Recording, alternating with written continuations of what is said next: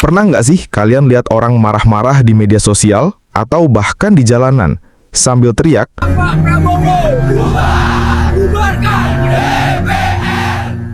kedengerannya keren sih, kayak lagi nonton film politik yang dramatis.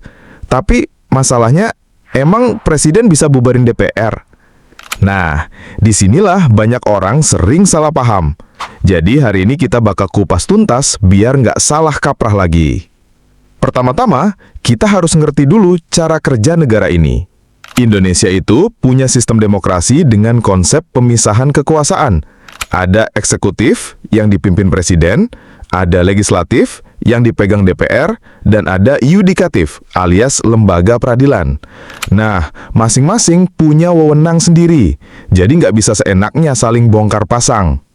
Kedua, banyak orang mikir presiden itu kayak bos besar yang bisa ngatur semua lembaga negara. Padahal kenyataannya enggak begitu. Presiden memang kepala negara sekaligus kepala pemerintahan. Tapi DPR itu hasil pemilu dipilih langsung oleh rakyat.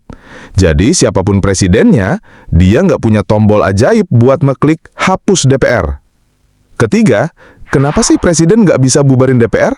Karena di UUD 1945 jelas-jelas diatur kalau DPR itu lembaga legislatif yang berdiri sendiri, punya fungsi pengawasan, legislasi, dan anggaran. Justru DPR lah yang sering mengawasi kerja presiden. Kalau presiden bisa bubarin DPR seenaknya, sistem negara bakal jadi otoriter, kekuasaan numpuk di satu orang, dan itu berbahaya banget buat demokrasi. Keempat, banyak orang yang marah ke presiden sebenarnya bukan marah karena nggak ngerti hukum, tapi karena frustasi. Mereka kesel lihat DPR dianggap kerja nggak sesuai harapan rakyat karena kerjanya nggak becus dan doyan korupsi. Ya wajar sih kalau kecewa dan marah, tapi salah alamat kalau maksa presiden buat bubarin DPR. Sama aja kayak marah ke sopir ojek karena jalanan macet, padahal yang bikin macet ya jumlah kendaraannya, bukan sopirnya. Kelima, kalau rakyat beneran nggak puas sama DPR, jalannya itu ada lewat mekanisme pemilu, lewat partisipasi politik, atau bahkan lewat aksi-aksi sosial yang mendesak perubahan. Boleh demo, boleh kritik, tapi tetap harus ngerti siapa yang punya kewenangan apa. Kalau salah target, ya suara kita nggak akan nyampe ke tujuan yang benar. Terus gimana solusinya dong?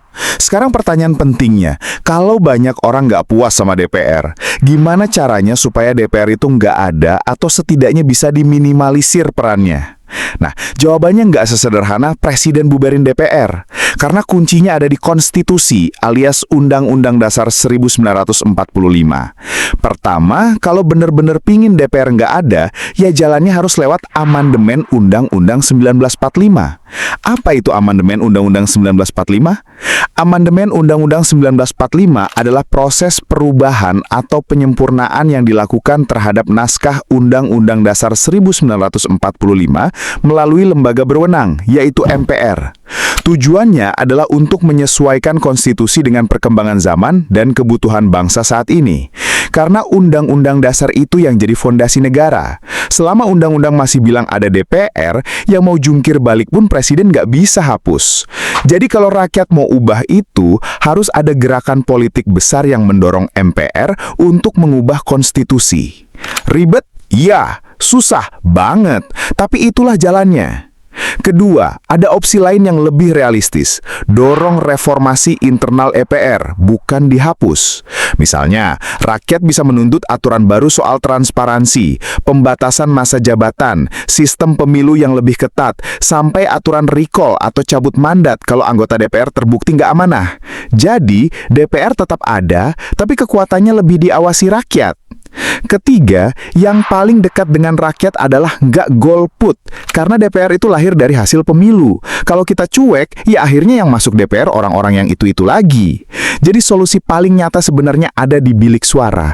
Pilih yang benar, awasi kerja mereka, dan jangan sampai suara rakyat ditukar sama sembako dan uang nggak seberapa untuk 5 tahun sekali. Karena siapa yang kita pilih akan menentukan nasib bangsa. Jangan hanya karena dia terkenal, seperti artis yang mencalonkan. Langsung pilih, langsung senang lihat artis lagi kampanye di daerah kalian. Padahal dia lagi memanfaatkan suara kalian atas ketenarannya. Padahal kinerjanya tidak kompeten. Ujung-ujungnya dia yang nambah kaya, kalian tetap miskin dan menderita.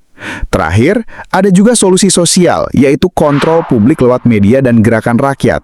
Kalau DPR bikin aturan yang nggak masuk akal, rakyat bisa terus mengawal lewat protes, diskusi, bahkan kampanye sosial. Jadi DPR sadar kalau langkah mereka selalu ada kamera rakyat yang ngawasin. Jadi intinya, kalau ada orang marah-marah nyuruh presiden bubarin DPR, itu cuma salah paham. Bukan presiden yang bisa bubarin, tapi rakyat lewat jalur politik dan konstitusi. Mau DPR nggak ada?